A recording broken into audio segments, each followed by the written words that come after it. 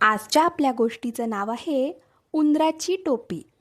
एकदा काय झालं, एका गावात एक छोटासा पण खूपच हुशार उंदीर मामा राहायचा. तो नेहमी काहीतरी नवीन शोधत फिरत असे. एके दिवशी तो रस्त्याने चालत होता, तेव्हा त्याला एक सुंदर कापडाचा तुकडा सापडला. तो तुकडा पाहून त्याच्या डोक्यात लगेच एक कल्पना आली. यापासून मी छानशी टोपी बनवेन. उंदीर मामा आनंदाने म्हणाला. तो लगेच धोब्याकडे गेला. धोबी दादा, माझं हे कापड धुवून द्या ना. धोब्याने त्याचं कापड स्वच्छ धुवून दिलं. नंतर उंदीर मामा शिंप्याकडे गेला. शिंपी दादा, मला एक छानशी टोपी शिवून द्या आणि त्यावर रंगीत गोंडेही लावा. शिंप्याने खूप सुंदर रंगीत गोंड्यांनी सजवलेली टोपी शिवून दिली. टोपी घालून उंदीर मामा खूप खुश झाला. त्याने एक छोटा ढोलक घेतला आणि रस्त्यावर नाचत गात फिरू लागला.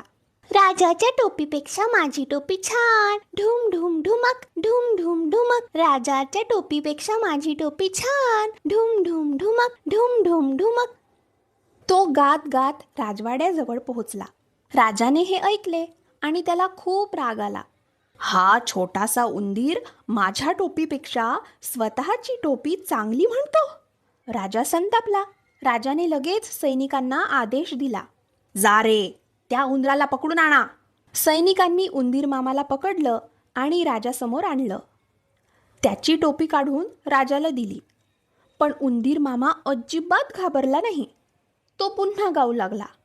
राजा भिकारी, माझी टोपी घेतली. ढुम ढुम ढुमक, ढुम ढुम ढुमक. राजा भिकारी, माझी टोपी घेतली. ढुम ढुम ढुमक, ढुम ढुम ढुमक. हे ऐकून राजा अजूनच चिडला. पण त्याला लक्षात आलं की हा उंदीर खूपच धाडसी आणि हुशार आहे. शेवटी कंटाळून राजाने टोपी परत उंदराकडे फेकली. उंदीर मामा लगेच टोपी डोक्यावर घालून पुन्हा गाऊ लागला. राजा मला भ्याला, माझी टोपी दिली. ढुम ढुम ढुमक, ढुम ढुम ढुमक. राजा मला भ्याला, माझी टोपी दिली. ढुम ढुम ढुमक, ढुम ढुम ढुमक. असं गात गात आनंदात उड्या मारत उंदीर मामा तिथून निघून गेला. तर मित्रांनो, आपल्याला या गोष्टीवरून असा बोध मिळतो की शक्तीपेक्षा युक्ती श्रेष्ठ असते. हुशारी आणि आत्मविश्वास असेल तर मोठ्यांनाही हरवता येतं. भेटूया अशाच छान छान नवीन गोष्टींसोबत. धन्यवाद.